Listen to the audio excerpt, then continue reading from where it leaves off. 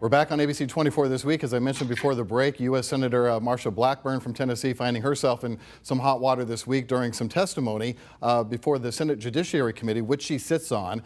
President Biden nominating Andre Mathis, a Memphis attorney, to be the first black male who would be the judge on the U.S. Sixth Circuit Court of Appeals, a pretty big deal.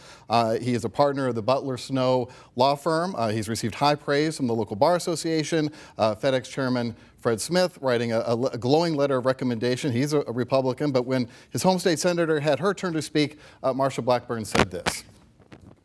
On the eve of his hearing, it has been made public that he has a rap sheet with a laundry list of citations, including multiple failures to appear in court. In Tennessee, we expect our judges to respect the law, not disregard it. If Mr. Mathis thought he was above the law before, imagine how he'll conduct himself if he's confirmed as a federal judge. So as I said in one of my commentaries this week, you hear those comments and you think, well, my God, what did this guy do? Turns out he had 3 speeding tickets that he had not paid for. 2 of them were out of state, that he had left them in the glove compartment, he says. And one of them was for going 5 miles over the speed limit. Now, I stand here as a white male, and I can tell you I have never had a speeding ticket for going 5 miles over the speed limit. You can infer from that what you will. But nonetheless, he was asked about that, and here's what Andre Mathis had to say to the senators in the hearing room. I highly regret that I'm in this situation.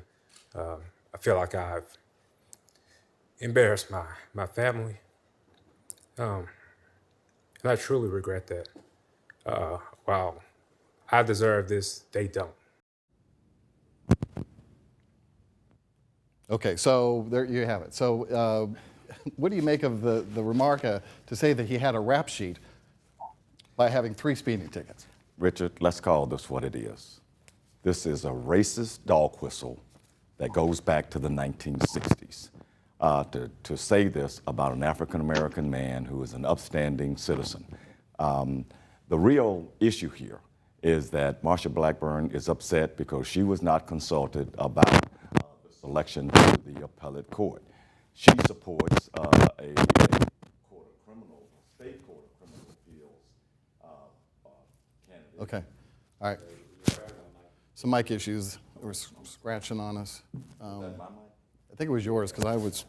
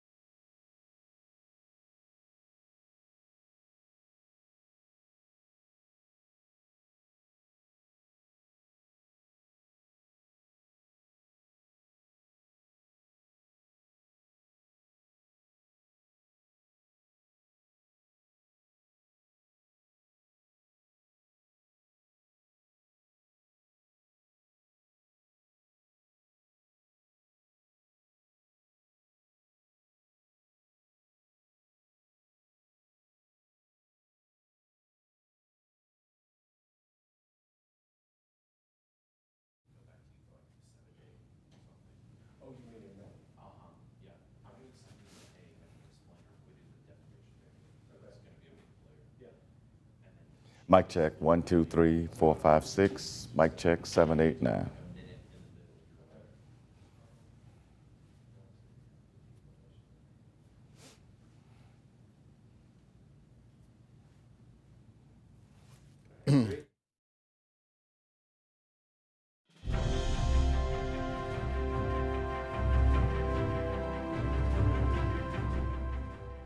Back on ABC24 this week to talk about some hot water that Senator Marsha Blackburn of Tennessee finds herself in. This is after President Biden nominated a Memphis attorney. His name is Andre, his name escapes me here. Mathis. Andre Mathis, thank you. Andre Mathis, he is a partner in the Butler Snow law firm.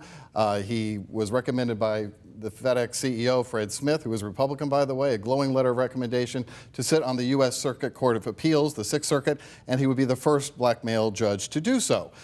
So when he went before the Senate Judiciary Committee, which Marsha Blackburn sits on, earlier this week, this is what she had to say.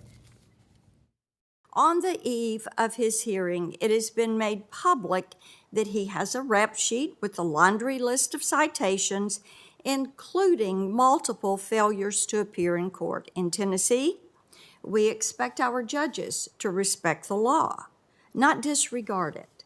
If Mr. Mathis thought he was above the law before, imagine how he'll conduct himself if he's confirmed as a federal judge. So here he's got a rap sheet, and you're like, who is this Mathis guy? And turns out it's just 3 speeding tickets, one of which he was only going 5 miles over the speed limit, which not many of us can say we've even had a speeding ticket for going 5 miles over the speed limit. Nonetheless, he was very contrite when he was asked about it before the senators, and here's what he had to say in his response. I highly regret that I'm in this situation. I feel like I've embarrassed my family. And I truly regret that. While I deserve this, they don't. So that was hard to watch on a number of levels. Would you Yeah. agree, not only seeing Mr. Mathis get choked up as he did, but to have 3 speeding tickets be described as a rap sheet? Right. Richard, let's just call this what it is. It is a racist dog whistle from the 1960s. And Senator Blackburn should be ashamed of herself. And as you said the other night, she should apologize. I thought that Mr. Mathis was too contrite. Speeding tickets, I mean, come on. Where was this contrition with Brett Kavanaugh when he had his hearing? Where was this contrition way back in the early 90s with Judge Clarence Thomas when both of those gentlemen were accused of far worse things than going 5 miles over the speed limit? The point here is that Senator Blackburn wanted someone else to have this position. She was not consulted because we have a Democrat in the White House. She wanted Camille McMullen, who is on the State Court of Criminal Appeals, to have this position, and so she's smarting as a result of that. Again, this was a racist dog whistle to call a rap sheet 3 minor traffic citations against an African-American man. It is shameful. Susan, it wasn't lost on a lot of folks that the day prior to that testimony, she was defending Herschel Walker as a U.S. Senate candidate who's had his own indiscretions charged or levied against him. Those didn't seem to matter, but those 3 speeding tickets did. Do you think she owes Mr. Mathis an apology? I think she absolutely does owe Mr. Mathis an apology. I think what Marsha Blackburn did here, she really crawled into the political sewer with the worst of the worst. I don't know who wrote those words for her. I would be ashamed if she wrote them for herself, but she uttered them. And I think that, I mean, a rap sheet, I've got plenty of rap sheets then if it has to do with speeding.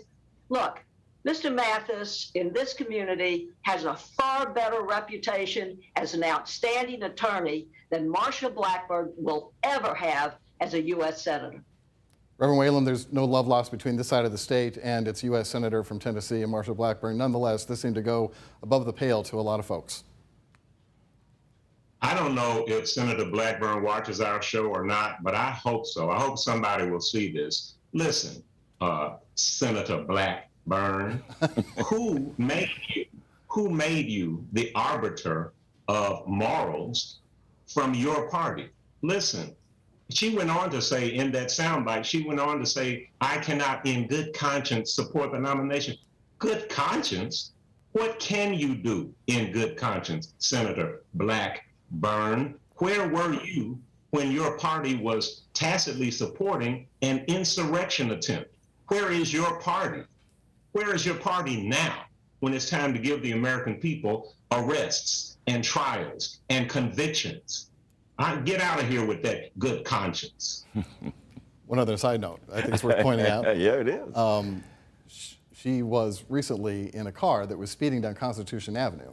Yeah. And when a Capitol Police officer pulled the car over, she jumped out. Yeah. And her office confirms this. Right. Jumped out, showed off her Senate pin. Officer backs down, gets back on the car, and takes off. Right. Well, I think that kind of makes our point too. Well, and on top of that, she also, if you go back and look at her history, when she was in the state legislature, she could be considered to be the queen of an earlier insurrection because she That's right. rallied the troops. That's right. To descend on the Capitol because they didn't want a state income tax in the state of Tennessee, and they caused damage up there. So she is responsible for that. Plus, she has some campaign finance issues in her past, even in Congress. This is the height of hypocrisy. There's no way for anybody in the Republican Party to defend this, and I agree wholeheartedly with both Susan and with Ken, that this is a shameful day and the Republican Party should be ashamed of this. We're getting tight on time. I want to Richard, talk about Richard. redistricting really quick because the new map came out and how the 9 congressional seats in Tennessee are going to be shoveled around a little bit. And I think the biggest takeaway as you look at the map here is that Davidson County, which is a Democratic stronghold, we all know it's a blue county like Shelby, is being split into 3 pieces so that it can basically oust the Democrat who represents, Mr. Cooper represents Jim Cooper. Davidson County. What are your thoughts about that real quick, Otis? Well, very, very quickly, and I'll give somebody else an opportunity. This is a way to freeze out mostly African Americans in Davidson County because they are the ones who are going to be hurt here. I think their representation is going to be lost. But I think also Steve Cohen has a little bit of a complaint here because they are adding Tipton County into his district. I don't think it'll hurt him politically, but I think the Republicans are looking down the road there when Steve Cohen is no longer there. They may be able to contend for the 9th district. I doubt it. Reverend, I got about 50 seconds left. So let's talk about the District 8, District 9 situation. So David Kustoff, who represents District 8, got to keep all of East Memphis and the suburbs of Germantown and Collierville. Steve Cohen had said, hey, give me at least all of Memphis. But they said, no, how about we give you some of Tipton County instead? What are your thoughts? Well, I'm not mad at the Republicans. I'm not mad at the Republicans at all. They know how the game is played. The Democrats do not. The GOP plays the game a lot better than the Democrats do. I ain't mad. Okay, that's a good point. Party in power gets the privilege, right? All right, that's going to do it for us on ABC24 This Week. Thank you for watching. Thanks to my panel for being here, too. And we'll see you next week for ABC24 This Week.